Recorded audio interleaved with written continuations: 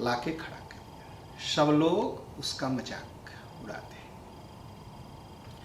द्रौपदी राजा द्रुपद की बिटिया है, इसलिए उसका नाम द्रौपदी है। राजा द्रुपद ने एक यज्ञ किया था और यज्ञ के कुंड से द्रौपदी निकली, इसलिए उसका नाम एक है यज्ञसेनी। यज्ञसेनी। तो द्रौपदी निकल के आई। द्रौपदी सबके पास गई और सबसे कहा कि जिस तरह आप अपनी बहन और बेटी की इज्जत की रक्षा के लिए लड़ते, वैसे ही आप मेरे लिए क्यों नहीं लड़ते। लेकिन कोई नहीं खड़ा हुआ। भीष्म पितामह के पास गई, उन्होंने सिर झुका लिया। विदुर कुछ बोले तो दुर्योधन ने डांट के चुप करा दिया।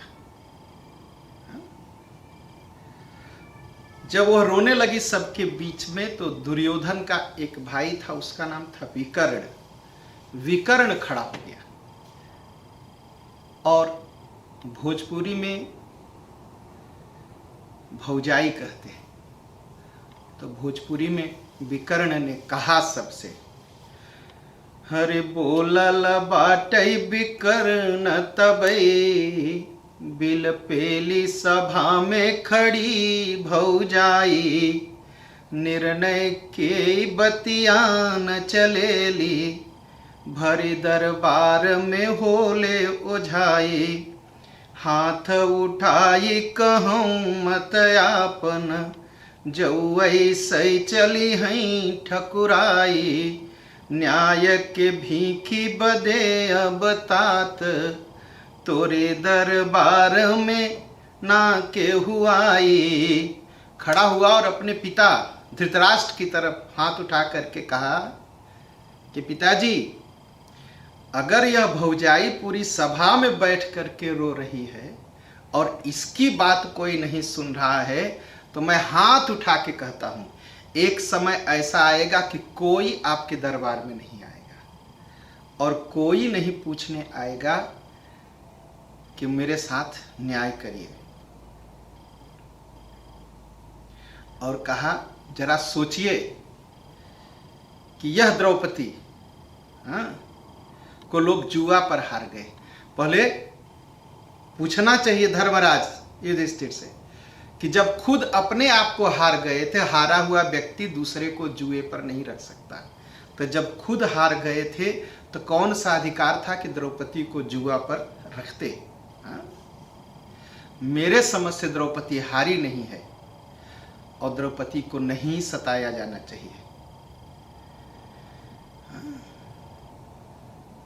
पछताता है, कहता है मेरा कोई बस नहीं चलता,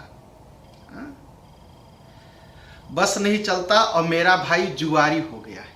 देखिए, जुआ खेलना महापाप है, महापाप है जुआ खेलना, और जुआ खेलने से आज तक कोई धनी नहीं बना है। राजा युधिष्ठिर अभी सुन ही रहे हैं कि अपना धन हार गए, अपना राज्य हार गए, अपना देश हार गए, अपने सब भाई का मुकुट हार गए, अपने सब भाइयों को हार गए, खुद को हार गए, अंत में अपनी पत्नी को भी हार गए। जुआ से कोई बनता नहीं है, बर्बाद होते हैं। तो कहा मैं क्या करूं, मेरा भाई ही जुआरी बना बैठा है आज। और फिर कहा, देखिए, नाव में 10 लोग बैठे हों, अगर एक आदमी नाव में पाप करे, मतलब नाव पर कूदने लगे, तो चाहे 10 पुण्य आत्मा हो, लेकिन नाव डूब जाएगी।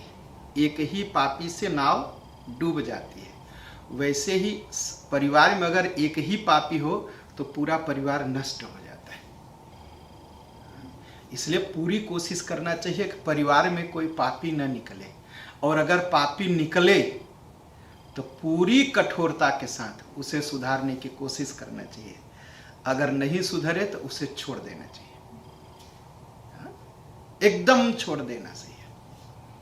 तो विकर्ण ने कहा कि एक ही पापी से डोंगी बुड़ई, यह पापी अनेकन बाटे जहाज में, कर्णक मंत्र न थोर रहा, ममवा बनी कोढ़ समायल खाज में। कहा एक पापी से तो नाव डूब जाती है, और यहाँ क्या हाल है धृतराष्ट्र, तुम्हारे परिवार में तुम्हारे जितने बच्चे हैं सब पापी हैं। एक कर्ण ने एक छोटा सा मंत्र बताया। मंत्र क्या कर्ण ने बताया दुर्योधन को कि मैं अर्जुन को मार दूंगा, तुम्हें जिता दूंगा। उतने में दुर्योधन पागल हो गया।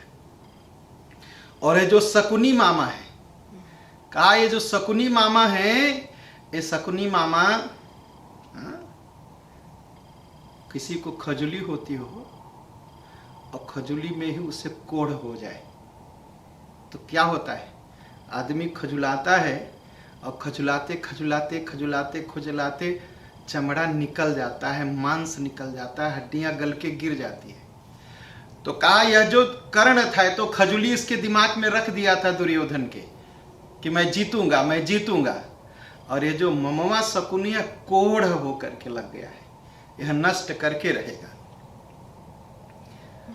तो कहा एक कर्ण खजुली है और ममवा कोढ़ है, यह आपके परिवार को लग गया है, अब खत्म कर देगा। जरा सोचिए तो कि पांडु जेठू पतोहु कई, जब दुर्गति हो तबा बीच समाज में, दीनन के में हरारू न के प्रभु, लाज बचावई जुआरी के राज में। कहा राजा पांडु द्रौपदी का ससुर राजा है, द्रौपदी का बाप राजा है। कहा जिसका बाप भी राजा हो और ससुर भी राजा हो, ऐसी द्रौपदी की साड़ी जब खींची जा रही है तो जो गरीब आदमी होंगे उसकी इज्जत कैसे बचेगी इस देश में। यह देश पूरा पाप से भर गया। और कहा कि पिताजी मैं जान गया, आगम में जान गईली खूब पहचान गईली, एकदम भोजपुरी, आगम में जान गईली खूब पहचान गईली, और कुरुवंश कमल पड़ल बा तुषार में। कहा ये जो कौरव परिवार है, जैसे फूल खिलता है और जब क्या कहते ठंडी पड़ती है ना, फ्रीज होता है तो फूल मर जाता है। कहा वैसे ही यह जो कौरव वंश है, अब इसके पाप की ठंडी पड़ रही है, अब यह समाप्त हो जाएगा।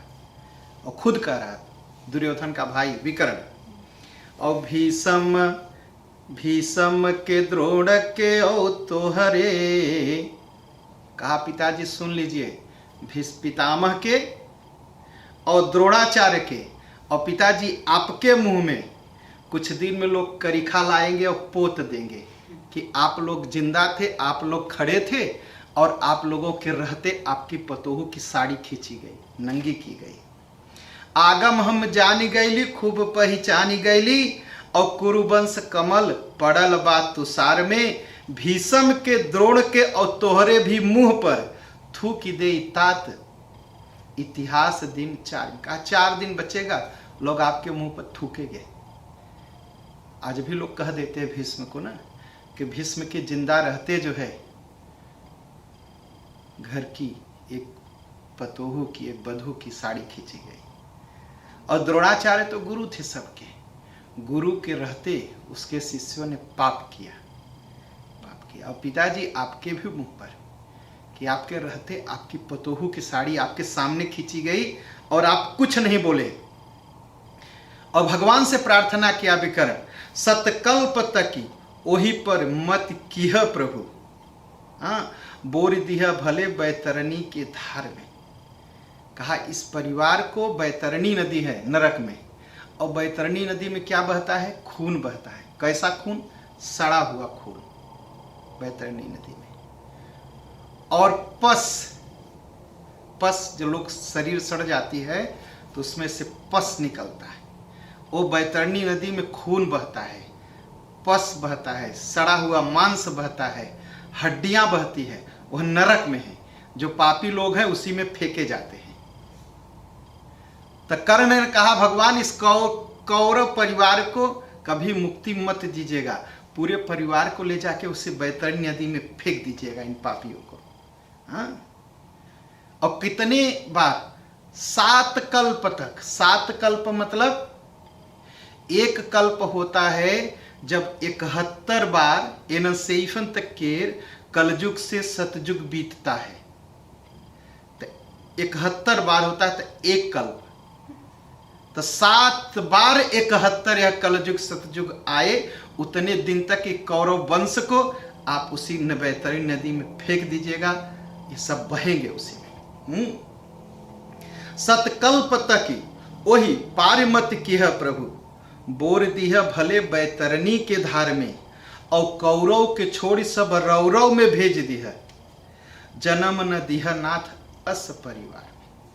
कहा भगवान अब मेरा जन्म मत दीजिएगा, नरक में मुझे छोड़ दीजिएगा, मुझे भी नरक में छोड़ दीजिएगा, लेकिन ऐसा परिवार मुझे मत दीजिएगा।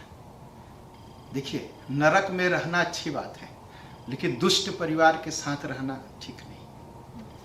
दुष्ट संग जन देई विधाता।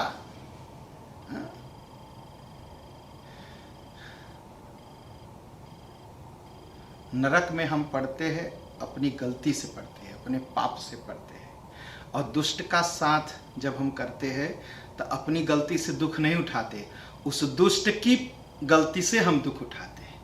इसलिए तुलसीदास ने भी कहा, भल बर बास नरक कै बासा, अच्छा है नरक में रह जाओ, लेकिन दुष्ट संग जनि देई विधाता, दुष्ट के साथ रहना नहीं चाहिए, नरक में भले रह लो। तो विकर्ण ने भी कहा कि भगवान मुझे नरक में छोड़ दीजिएगा, लेकिन कौरव जैसा परिवार मुझे मत दीजिएगा।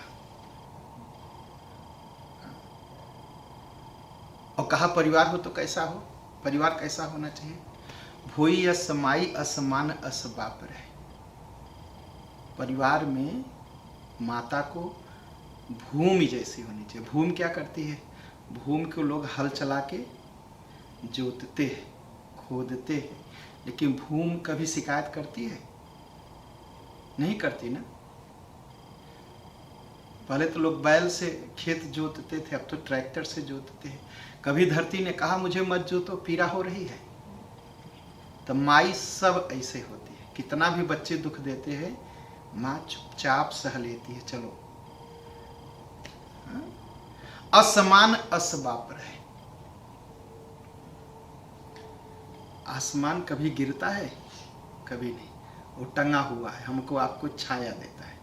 तो माई को जमीन जैसा होना चाहिए, भूमि जैसा, और बाप को आसमान जैसा होना चाहिए। और भाई हरे भाई मन विमल विचार। परिवार में भाई कैसा होना चाहिए कि अगर बगल में खड़ा हो जाए तो फिर डर न लगे,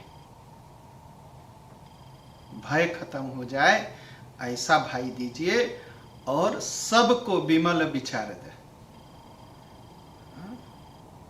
बस में सपूत रहे, बल में अकूत रहे। भगवान बच्चे दीजिए तो बच्चे बात माने, बच्चे बात ही नहीं मानते। आज का यही सबसे बड़ा दुख है। मनाते रहिए, सुनते ही नहीं, वो तुरंत कह देते हैं या आप क्या जानते हैं। तो सब पुराने जमाने की बात है। अब चले आते हैं सिखाने। तो बच्चे हों तो बस में सपूत रहें, बच्चे सपूत हों और बस में हो, माँ बाप की बात मानते हो, और बल में अकूत रहें, ताकत बहुत ज्यादा हो बच्चों को, कमजोर ना हो। कमजोरी के नाते बात मानते हैं माँ बाप को, नहीं, ताकत हो उसके बाद भी माँ बाप की बात माने। और पढ़ने में कैसे हो? शस्त्र और शास्त्र दोनों का जानकार दे। बच्चों को कैसा होना चाहिए? शास्त्र भी जानते हो और हथियार भी चलाना जानते हो। ऐसा नहीं कि रामायण लेके बैठे हो, कहे कि कोई आए माँ बाप को मारने और चुपचाप हो रामायण बैठे लेकर के बैठे, कहे नहीं नहीं नहीं मैं नहीं मारूंगा, मारना तो पाप है। नहीं, बच्चे शास्त्र भी जानते हो और हथियार चलाना भी जानते हो। राम जी क्या था, सारा वेद जानते थे लेकिन हाथ में हथियार भी था। लक्ष्मण जी सारा शास्त्र पढ़े थे, हाथ में हथियार था। कृष्ण भगवान सारा शास्त्र जानते थे लेकिन हाथ में चक्र सुदर्शन था। दुर्गा मैया सारा शास्त्र जानती है लेकिन हाथ में गदा है, तीर और धनुष है, तलवार है। विष्णु भगवान, शिव जी, सबके हाथ में हथियार है। ज्ञान होना जरूरी है लेकिन हथियार होना बहुत जरूरी है। लोग कहते हैं हथियार घर में नहीं रखना चाहिए, वो मूर्ख हैं। हमारा शास्त्र कहता है घर में हथियार होना चाहिए। शस्त्र और शास्त्र दोनों होना चाहिए। तो शस्त्र और शास्त्र दोनों के जनकार दे। तो ये तो बेटों का हाल, बच्चों का। और बाप का पगड़िया जो ऊंची रखे सभवा में, बेटी या सब बेटी दोनों कुल उजियार दे। कहा बेटी कैसा देना? कहा बेटी ऐसी देना कि अपने बाप का सिर ऊंचा रखे। और देखिए, बेटा होगा तो एक ही कुल को तारेगा ना। पुत्र पवित्र कुए कुल दो, और बेटी होगी तो दो दो कुल को तारेगी। इसलिए बेटियों का सम्मान करना चाहिए। बेटी एक कुल को नहीं, दो दो कुल को तारेगी। अभी मैं महाभारत पढ़ रहा था किसी दिन, तो महाभारत में लिखा है बेटी को, अपनी बाप को चाहिए अपनी बेटी को अपनी थाली के सामने बैठा के खिलाए, क्योंकि बेटियों में ही वह शक्ति होती है जो बाप को अकाल मृत्यु से बचा सके। वह बेटियों में ही वह ताकत होती है, बेटा में ताकत नहीं होती। बेटा के हाथ में हथियार होना चाहिए, और बेटी को अगर हम अपने हाथ से खिलाएंगे तो बेटी अपने आप हमको आपको बचा लेगी। हाँ? तो इसीलिए बेटी क्या करती है, बाप के भी कुल को तारती है और ससुर के भी कुल को तारती है। जनक जी गए थे चित्रकूट गए तो सिया जी मिलने आई। सिया जी जब मिलने आई तो देखा सिया जी पेड़ के पत्ते पहनी थी। पेड़ का पत्ता तोड़ के उसी का कपड़ा सिल के बनाई थी, ऐसे कांटा लगा लगा के, और वही पहन के बाप के सामने आई। तो जनक जी देख के लगे रोने। तो सीता मैया ने कहा, पिताजी आपने कहा है कि बेटी को तपस्या करनी चाहिए, और मैं तपस्या कर रही हूँ और मुझे देख करके आप रो रहे हैं इस भेष में। कहा नहीं बेटिया, मैं उसके लिए नहीं रो रहा हूँ। कहा किस लिए? कहा खुशी के मारे रो रहा हूँ। कहा वो कैसे? कहा पुत्र पवित्र किए कुल दो। कहा बिटिया तूने मुझे भी तार दिया और दशरथ को भी तार दिया। दशरथ का भी कुल पवित्र हो गया और मेरा भी कुल पवित्र हो गया। मेरे यहाँ तुम आकर के मेरे कुल के पवित्र कर दिया, और दशरथ के बेटे से ब्याह करके दशरथ के कुल को भी पवित्र कर दिया। इस खुशी में रो रहा हूँ बिटिया बस। पुत्र पवित्र किए कुल दो। तो बेटी जैसे बेटी दोनों कुल उजियार द। और भगवान जौने के देख देख देवता तरस जाले, जिंदगी जो द नाथ अस परिवार द। भगवान अगर अब मुझे जन्म दीजिएगा तो ऐसा ही परिवार दीजिएगा। भाई ऐसा हो, माँ ऐसी हो, बाप ऐसा हो, बहन ऐसी हो, बेटी ऐसी हो, और दूध बदे पूत रहे, पूत बदे दूध रहे। घर कैसा हो इसको समझना थोड़ा मुश्किल होगा। दूध बदे पूत रहे, घर में तो दूध हो लेकिन उसको खाने के लिए बच्चे भी रहे। धन तो बहुत हो, बच्चे ही ना हो। अच्छा दूसरी बात, बच्चे बहुत हो और खाने के लिए ही ना हो। तो भगवान परिवार ऐसे दीजिए कि दूध बदे पूत रहे, धन रहे और धन को खाने के लिए बच्चे रहें। और भगवान पूत बदे दूध रहे, बच्चे दीजिए तो उनको खाने को भी दीजिए। ऐसा ना हो कि बच्चे बहुत हो खाने के लिए हो ही ना। तो दूध बदे पूत रहे, पूत बदे दूध रहे, छोट बड़ जस रहे, तैसन दुलार दे। और जितने बच्चे हो, छोटे बड़े, सबका आपस में एक दूसरे की इज्जत करते हो, सब एक दूसरे का दुलार करते हो। और कहा माई जस गाई रहे, गाय जो है माँ जैसी हो, ऐसा न हो कि दूहने जात लात मारे। ठीक, माई जस गाई रहे और गाई जस माई रहे। जैसे गाय सीधी होती है ना, दूध देती है सबको, वैसे ही माँ हो जो सबको खिलाती हो। तो गाय जस माई जस गाई रहे और गाय जस माई रहे, ऊपरा से सरग जमीन पर उतार दे। भगवान अगर ऐसा परिवार होगा ना तो ऊपर से स्वर्ग होगा, वो जैसे उतर आया धरती पर, वह परिवार स्वर्ग होगा। कहा, और कहा एक बहुत बड़ा गड़बड़ है आजकल, सासू और पतोहू कभी पटता ही नहीं। सासू पतोहू कहीं पटता है? पहले तो पटता था, पहले बहुत पटता था भाई, मैंने अपनी आंखों से देखा है। मैंने ऐसी ऐसी सास को देखा कि भूखे सो गए लेकिन पतोहू को भोजन कराया और कहा बिटिया मैंने खा लिया, मेरा पेट भरा है। हम बड़ा फिल्मों में, बॉलीवुड की फिल्मों में कहानियां सुनते हैं सास पतोहू का झगड़ा। ये होता होगा किसी राक्षस के घर में, लेकिन सबके घरों की ये बात नहीं है, किसी किसी घर में होता है। और बॉलीवुड तो जितना बदनाम कर सकता था हिंदुत्व को किया। हो सके तो आप लोग बॉलीवुड फिल्म देखिए मत, केवल हिंदुओं को बदनाम करने के लिए बनती है, केवल हिंदुओं को बदनाम करने के लिए। तो सास को कैसी होनी चाहिए और पतोहू को कैसी होनी चाहिए। मछली कब सुखी रहती है? जब पानी में रहती है, ठीक है। और जैसे ही मछली पानी को देखती है तो खुश हो जाती है, और पानी में से मछली निकालिए तो मछली मर जाती है। तब पानी जस सास रहे, पानी जस सास को एकदम पानी की तरह होना चाहिए, कि बिना सास के पतोहू रह ही न पाए। पानी जस सास रहे, मछली पतोहू रहे, और पतोहू को एकदम मछली की तरह होना चाहिए। सास को अपना जीवन ऐसा बनाना चाहिए कि उसके बिना पतोहू रह न पाए, हर समय सोचे मेरी सास कहाँ है, सास कहाँ है। और पतोहू को हो ऐसे होना चाहिए, सास को जब तक न देखे छटपटाती रहे, मेरी सासू माँ कहाँ है, मेरी सासू माँ कहाँ है। कभी कभी जाता हूँ पूजा कराने तो देखता हूँ पतोहू तो पूजा करती है, लेकिन सास आकर के उसका घूंघट ठीक करती, उसका जो ओढ़नी है ठीक करती है। तो मुझे यही लाइन याद आती, मुझे अच्छा लगता है। देखिए कितना अच्छा है दोनों में प्रेम, कि उसकी ओढ़नी खिसक रही है तो सास आके ठीक कर रही है।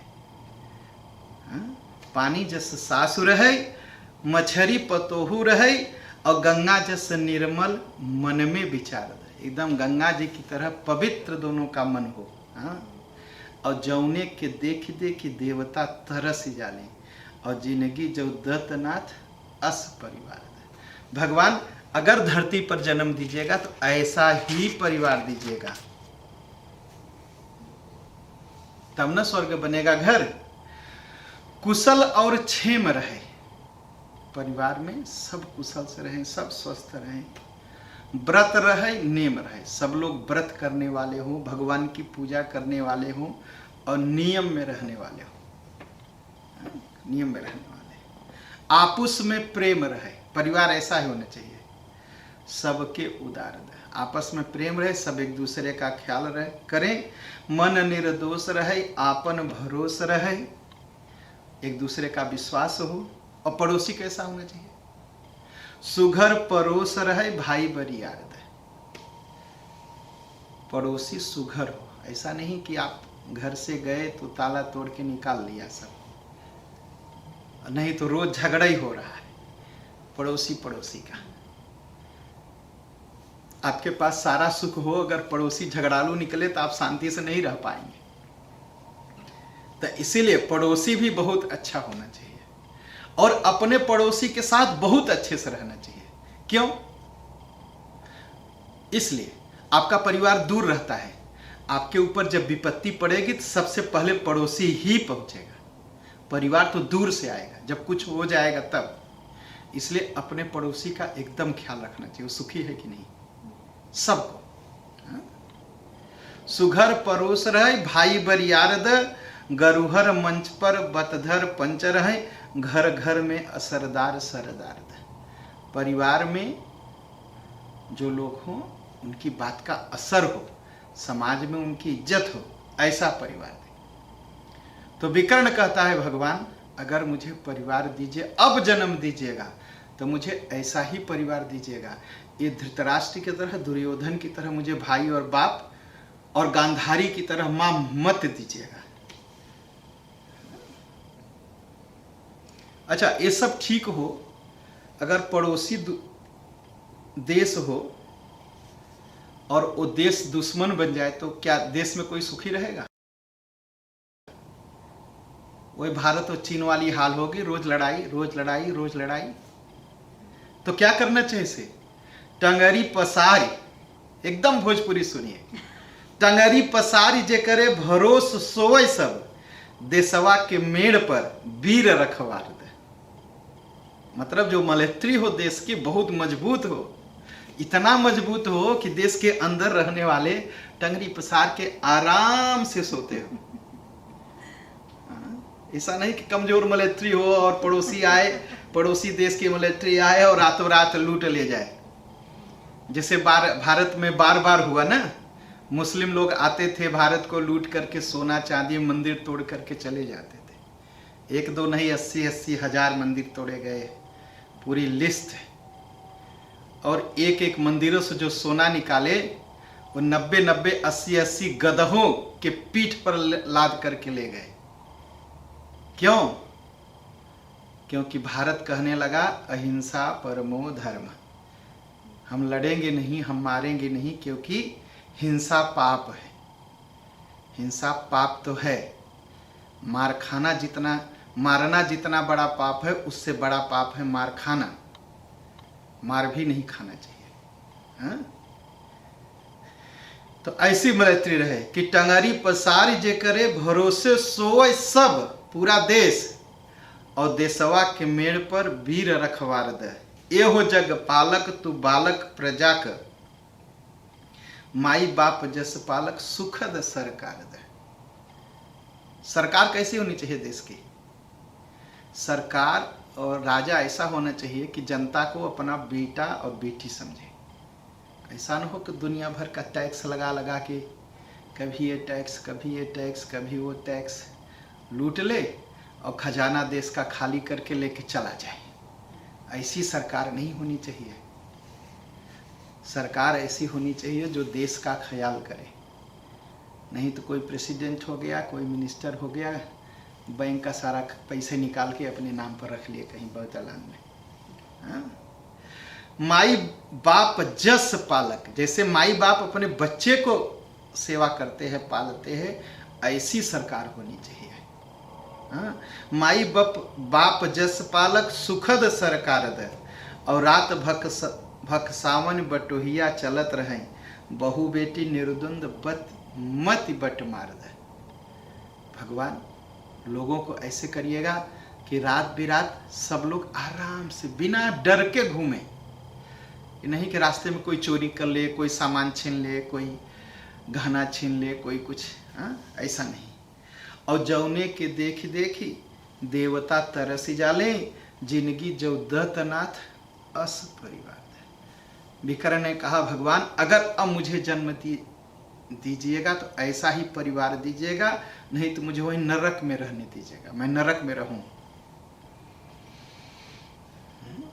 कर्तव्य आपन आपन मिल पाले, सब छल न कपट रहे अस व्यवहार। सब लोग अपने अपनी जिम्मेदारी समझे, कोई किसी से कपट न करे, कोई छल न करे। लाभ ले उचित उचित हानि सहय, सेठ साहूकार द बनिज बनिजारद। जो बिजनेसमैन हो कैसा होना चाहिए देश का? उतना ही फायदा कमाए जितने से उसका खर्चा चल जाए सबका। ऐसा नहीं कि बिना मतलब का लूट लूट करके सबका खाए।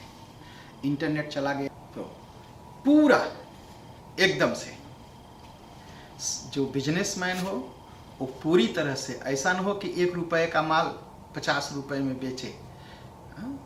ऐसा हो कि अच्छे से वह कमाए और अच्छे से वह बेचे। अच्छे से उतना ही कमाई खाए जितने में उसका खर्चा चल जाए और सामान महंगा न हो। लाभ ले उचित हानि सहयस, सेठ साहूकार द बनिज बनिजार द, कौनो न कांच रहे साँच के न आँच रहे, पतिव्रत पालै नारी वीर भरतार द, इतना जौ दत नाथ राख परिवार, नाहित हाथ जोड़ी कहले उतारी वहीं पार द। कहा भगवान अगर ऐसा हो, कहा पति पत्नी कैसे हो, कहा पत्नी पति का ख्याल करती हो और पति पत्नी की रक्षा करता हो, ऐसा परिवार।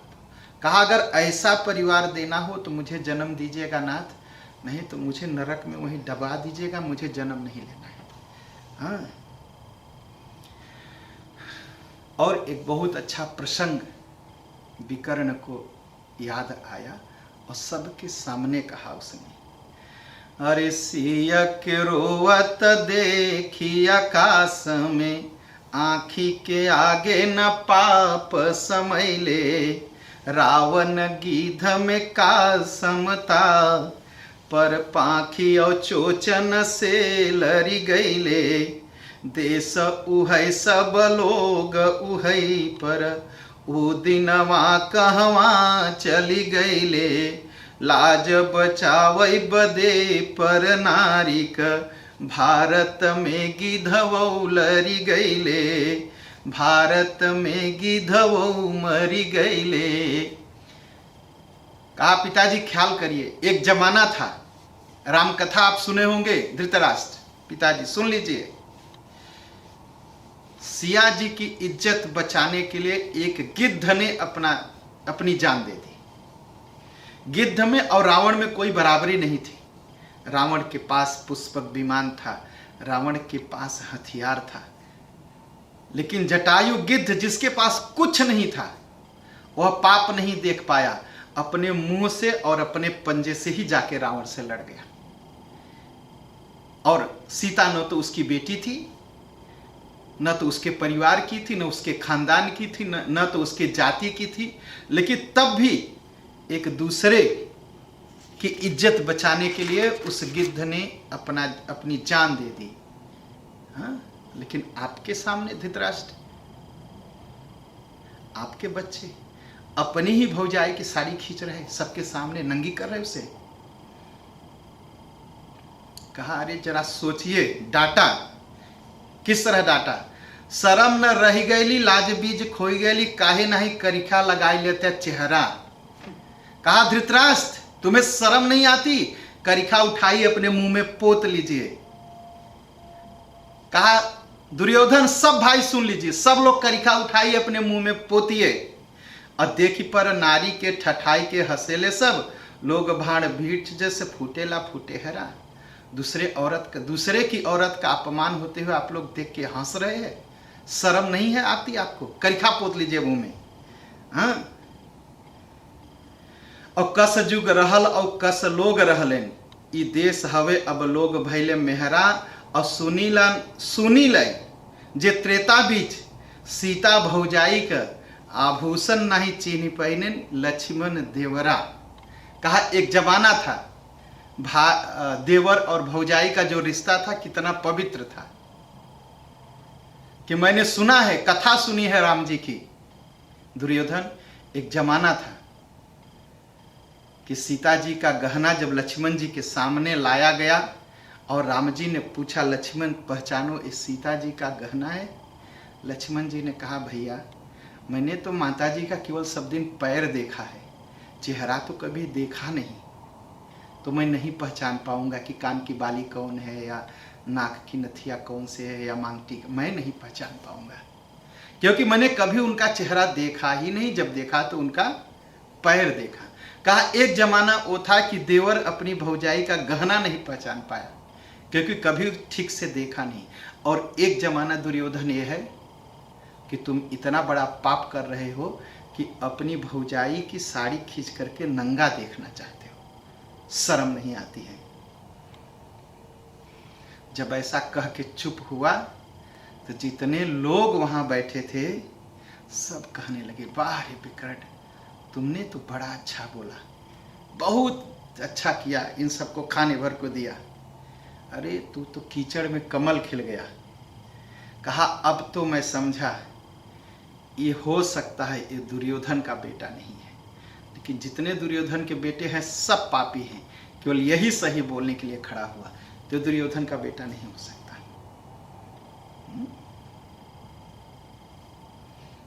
कभी कभी क्या होता है, पहाड़ पत्थर का होता है ना, कभी कभी कोई घास निकल आती है उसमें से, लेकिन नॉर्मल देखने में पहाड़ तो बिना पेड़ के दिखाई पड़ते हैं। कहा वैसे ही विकर्ण लगा, एक कौरव वंश एक पहाड़ है, पत्थर है, कठोर है, लेकिन उसमें से तुम एक घास निकल आए हो, घास निकल आए। इसके बाद ही तुरंत भीष्म खड़े हुए, कहा बेटा मेरी उम्र तुम्हें लग जाए, तुमने बहुत अच्छा किया। और जब भीष्म खड़े हुए तो कर्ण भी खड़ा हो गया। कर्ण को लोग बहुत अच्छा समझते हैं महाभारत में, लेकिन मेरे समझ से जैसा मैंने पढ़ा है कर्ण को, कर्ण अहंकारी, पापी, झूठा, शराबी सब था। शराब पीता था दुर्योधन के साथ, शराब के नशे में वो लड़ नहीं पाया था जंगली लोगों से, क्योंकि उस दिन शराब बहुत पिया था कर्ण। और झूठा तो महान था, सारा दोस्त था। अहंकारी इतना था कि मुझे अर्जुन को मारना ही मारना है। क्यों मारना है भैया किसी को, क्यों मारना है तुम्हें? केवल अपना अहंकार पूरा करने के लिए। अहंकारी आदमी जीवन में कुछ नहीं कर सकता। साधु अहंकारी होगा तो कथा नहीं सुना पाएगा।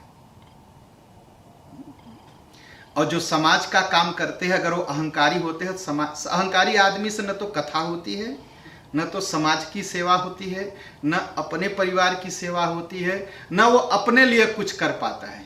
एकदम कर्ण की तरह होता है, अपने अहंकार की पूर्ति के लिए एक दुष्ट व्यक्ति की सेवा, वही सब अहंकारी करते हैं। तो कर्ण बहुत ही दुष्ट था, बहुत ही दुष्ट था। वो खड़ा हो गया, बोला और बड़े जोर से विकर्ण को डांटा। कहा तू सबसे छोटा है ना 100 भाइयों में? कहा एक नईखन तक भाई नहीं बोले, तू ही बोला है, तू ही धर्म सिखाएगा? तुम्हें शर्म नहीं लगती अपने बड़े भाई को धर्म? जाओ बैठो, भाग यहां से। बोलल कर्ण विकर्ण से तई, बोला कि तू लड़का हो करके, लड़का हो कि बुढ़वा बनी गई ले। अब बुढ़वा की तरह हमें सब धर्म बताए तू? बड़का सबई बाटे यहाँ से कहाँ चली आई? यहाँ तुमसे सब बड़े बड़े लोग बैठे, भाग यहाँ से। कालिक बालक तय कहिया जन्मे, कब धर्म उधार कब भइले। अरे अभी कल पैदा हुए, आज ही तुम धर्म बताने लगे हम सबको।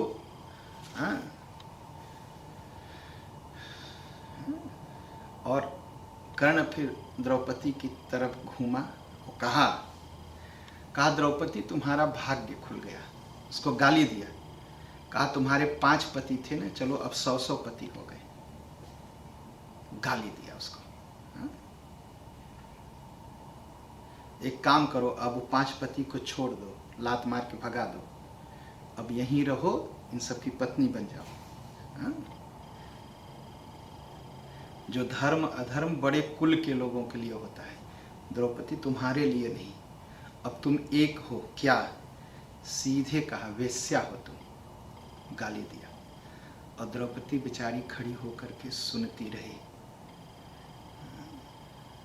कहा एक काम करना, अब जाओ इस 100 भाइयों के घर झाड़ू करो, बर्तन साफ करो, घर साफ करो, और चिंता मत करो, अभी तो तुम्हारा बाल खींच के लाए हैं ना, अब तुम्हारी साड़ी खींची जाएगी। और ये जो तुम्हारे पति हैं, अभी इनका दुख खत्म नहीं हुआ है, अभी और दुख उठाएंगे। एक काम करो, तुम्हें एक सलाह देते हैं, जैसे दूध में मक्खी गिर जाती है तो मक्खी निकाल के फेंक देते हैं, वैसे ही इन पांचों भाइयों को निकाल के फेंक दो और दुर्योधन के 100 भाइयों के घर जाकर के बर्तन साफ करो तुम।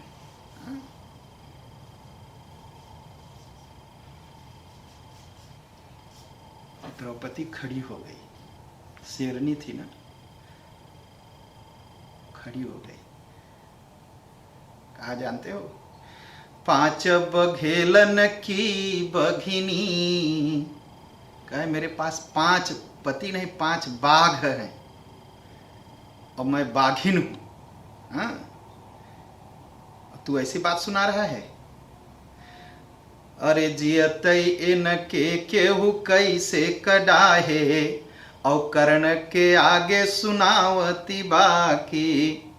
जाके कर्ण के आगे खड़ी हो गई और कहा, कभी सुना है बाघ की औरत को कोई सियार ले गया हो?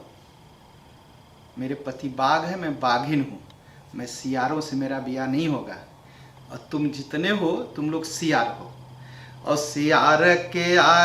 सियार के बाघे कमी हरी चाहे, द्रौपदी बा मरले मेहना, हनुमान उठाई जो पाथर ढाहे। मेहना मतलब बोली द्रौपदी, और इतनी बड़ी बात कही जैसे हनुमान जी उठा के कोई पत्थर फेंक दिए हो। क्या कहा? कहा दूदू दयादन के रगड़ा, झगड़ा में कुजाति समायल काहे। कह तू के बाटे रे? कर्ण से कहा, उंगली दिखा के कहा तू के बाटे रे? ये 2 राजाओं का झगड़ा है, मेरा पति राजा है और दुर्योधन राजा है, और तू कुजाति आके बीच में खड़ा, भागे से। द्रौपदी इतने दुख में होने के बाद भी शेर की तरह एकदम, कहे तू नहीं जानता मुझे? कहा सुन, तो मैं बताती हूं, मैं अग्नि से निकली हूं, आग मेरा बाप है, मेरे बाप ने सीता की अग्नि परीक्षा ली थी। हाँ?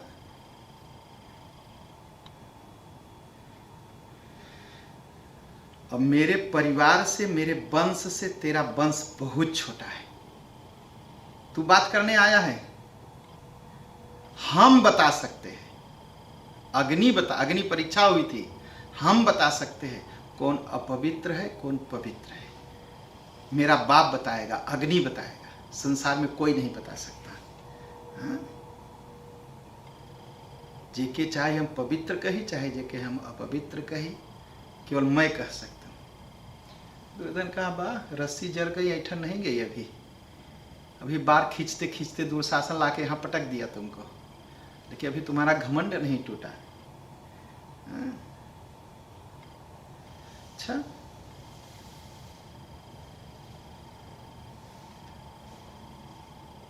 तब कर्ण ने कहा, इसकी साड़ी खींच लो अब इस समय, और इसको नंगा कर दो, और नंगा करके दुर्योधन के पैर पर बैठा दो, और सारी दुनिया देखे।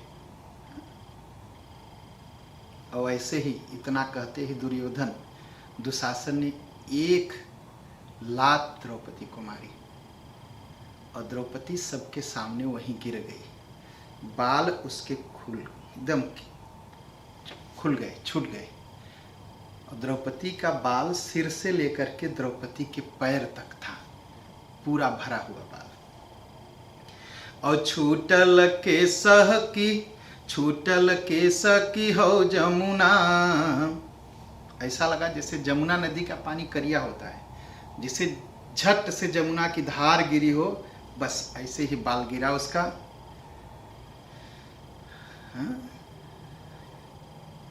और सब लोग द्रौपदी को देखते रह गए, कि उसकी सुंदरता देखते रह गए, सुंदरता देखते रहे द्रौपदी की। वह लगी सोचने, अब क्या करूं क्या करूं क्या करूं। और जब सोचने लगी क्या करूं, सबके पास गई, किसी ने मेरी इज्जत नहीं बचाई। तब ख्याल आया, कहा अब किसी के आगे नहीं रोऊंगी, अब कृष्ण भगवान अपने भाई के।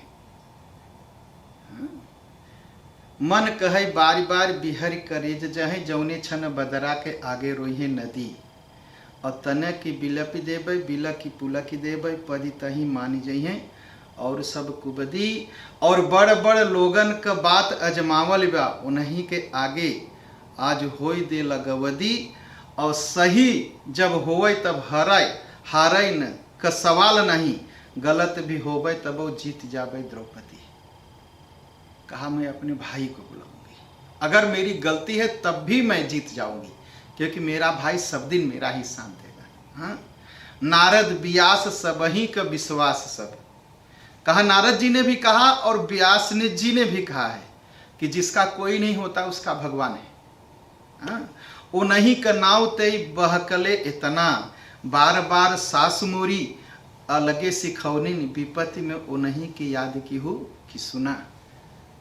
कहा बार बार मेरी सास ने कहा कुंती ने कि अगर विपत्ति पड़े तो केवल कृष्ण को बुलाना और किसी को नहीं।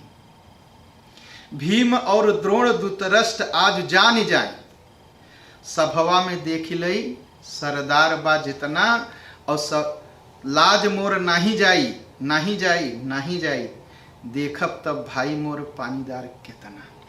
मैं अपनी भाई को बुलाऊंगी और तब मेरी इज्जत नहीं जाएगी नहीं जाएगी नहीं जाएगी, तब मैं देखूंगी कौन कितना बलवान है। अब मैं अपने भाई को बुलाऊंगी, ऐसा मन में द्रौपदी सोचती है। हरे तर्क बितर्क त्यागी दे रे मन, नाही सदेह बाए कौकनाक, दूरी दुआरिका बामन ल्यूं पर, फाल बढ़ाओ न के चरनाक, बाती समान हिला हियरा, मन में सोचली गज के सरनाक, आटली नाही भूगोल तन्यूं, असबा इतिहास मोरे बीरनाक। द्रौपदी सोचती है कि सब कुछ छोड़ दो, अब केवल भगवान को बुलाओ। तो मन में शंका आई कि द्वारिका तो बहुत दूर है और हस्तिनापुर में बहुत दूरी है, कैसे पहुंची। कहा कोई बात नहीं, मेरा भाई जब कूदता है तो 1 सेकंड से भी कम समय में दुनिया के किसी भी कोने में पहुंच जाता है। कहा गजराज था हाथी, हाथी गया अपने परिवार के साथ नहाने और मगर ने हाथी का पैर पकड़ लिया, पानी में खींचने लगा। तो हाथी ने सोचा कि मेरे तो इतने परिवार हैं, सब लोग मुझे बचा लेंगे। जब मगर खींचने लगा पानी में तो सभी उसके परिवार के लोग छोड़ करके भाग गए। परिवार ने साथ नहीं दिया। फिर सोचा मेरे अंदर ताकत है, मैं खींच करके लाऊंगा, बाहर निकल जाऊंगा मैं। उसकी ताकत भी थक गई, वो भी नहीं कर पाया। जब चारों तरफ से थक गया तो भगवान को पुकारा। तो भगवान को पुकारा उसने कैसे? वो नदी में एक फूल खिला था, वो फूल खिला था, फूल को हाथी ने तोड़ लिया और जोर से कहा हरि, ह कहा और तब तक भगवान पहुंच गए। भगवान वैकुंठ लोक में थे और हाथी जो है मृत्यु लोक पर था। हरि शब्द नहीं पूरा हुआ कि भगवान पहुंचे, मगर का सिर काट दिया, हाथी को बचा लिया। जब एकदम बच गया तब वह री कह पाया। हरि, इतने में वो बच गया। तो कहा देखो मेरा भाई इतना तेज चलता है। हरि, यह शब्द भी नहीं पूरा हुआ कि उसने बचा लिया। मन में सोचली गज के शरणांक, गज मतलब हाथी। जब हाथी ने भगवान को बुलाया था, इतने में ही, नाम लेने से पहले ही भगवान ने उसका दुख खत्म कर दिया। वैसे ही मेरा भाई मुझे बचा लेगा। और कहती है क्या? घमंड से भाई का, बहन को जो है अपने भाई पर बड़ा घमंड होता है, बड़ा विश्वास होता है ना। तो कहती है क्या? जियत बाजबले भयवा यह सानन यह सानन आनक माथे चढ़ैबै, और गाढ़ी में भारी भरोसा हमार, ओन्हैत जी के भला गोहरैबै। पाँच पति पर ऐसी गति, यही देश में साझही आगी लगैबै, और सासुर में सब कायर बा, अब नैहर से बीरना बोलवैबै। अब कहती है चिंता मत, मुझे कोई चिंता नहीं है, मैं देख लिया 5 पति में से एक भी पति नहीं खड़ा हुआ मुझे बचाने के लिए। 5 पति पर ऐसी गति, कहा 5 पति है, कोई नहीं खड़ा हुआ।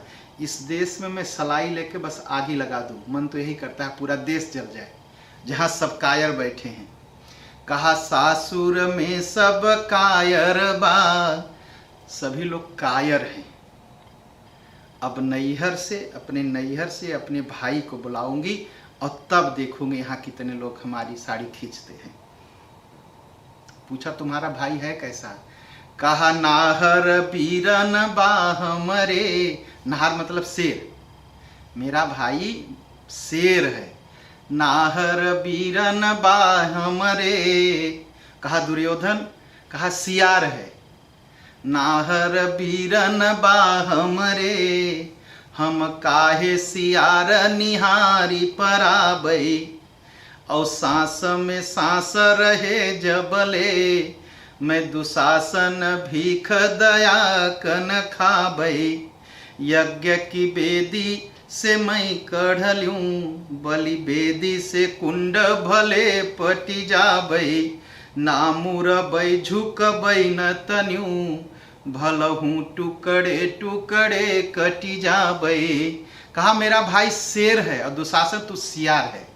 ये सुन ले, पहली बात, मैं भीख नहीं मांगू कि मुझे मेरी जान छोड़ दो, मैं हाथ नहीं जोड़ूंगी, मैं झुकूंगी नहीं, मैं मुड़ूंगी नहीं, मैं माफ़ी भी नहीं मांगूंगी, चाहे तुम मुझे टुकड़े टुकड़े काट देगा, और तुम देख लेना मेरा भाई आएगा और मुझे बचा लेगा। हाँ, जौन कयान बदे अन होनी, ओन्है बदे तौन हो खेल तमाशा, और बाटै हमै विश्वास दुशासन, अंत में तोहू के होई है निराशा। जैसे गोवर्धन लै रखले ब्रज, पूरल नाही सुरेश कयासा, और पानी पड़े गली जई है कतऊ, जनले मोरे बंधु के इंद्र बतासा। बतासा जानते हैं ना, बतासा एक तरह की मिठाई है, उसमें एक बूंद पानी डाल दीजिए तो गल जाता है।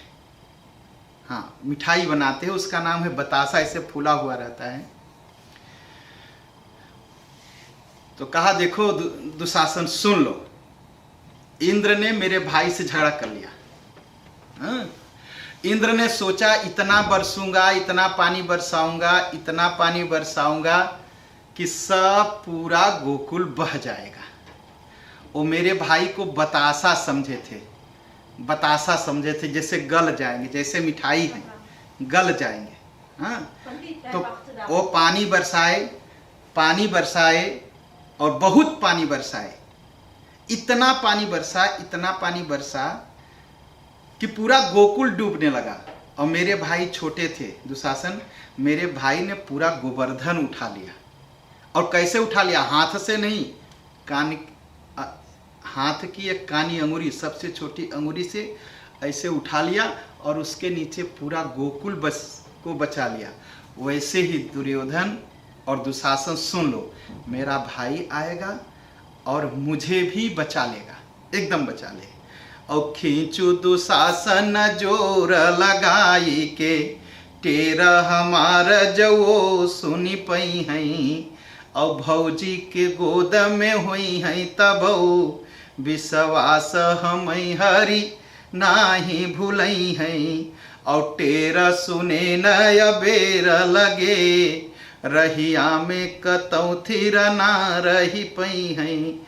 और नार नदी बन डाकत रे, बनी के हिरना बीरना चली आई हैं।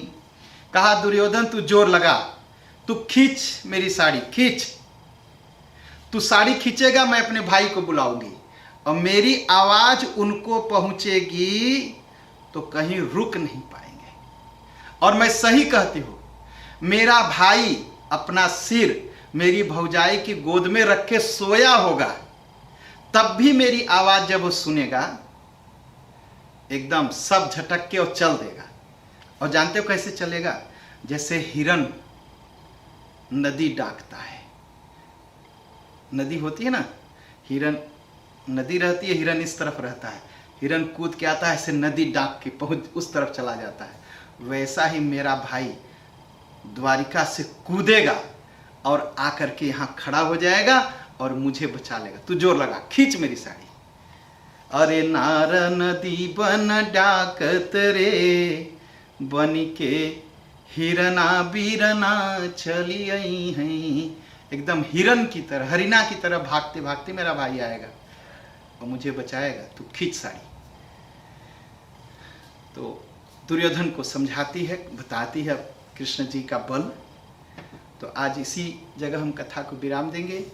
अगले शुक्रवार को हम बताएंगे कि किस तरह जो है कृष्ण के पास आवाज पहुंचती है और जब कृष्ण आते भी हैं तो द्रौपदी कितना बात सुनाती है उनको, फिर भी कृष्ण चुप रहते हैं। तो सारी कहानी अंत में कृष्ण कहते हैं कि द्रौपदी अभी तुम जानती हो? कहा क्या? कहा अब मैं बड़ा हो गया। कहा हाँ भैया तू बड़ा हो गया। कहा तो सुन, बचपन में मैं साड़ी चुराता था गोपियों की, चोरी अभी नहीं भूला हूं मैं सब गोपियों की साड़ी फिर चुराऊंगा और लाके तुम्हें पहना दूंगा।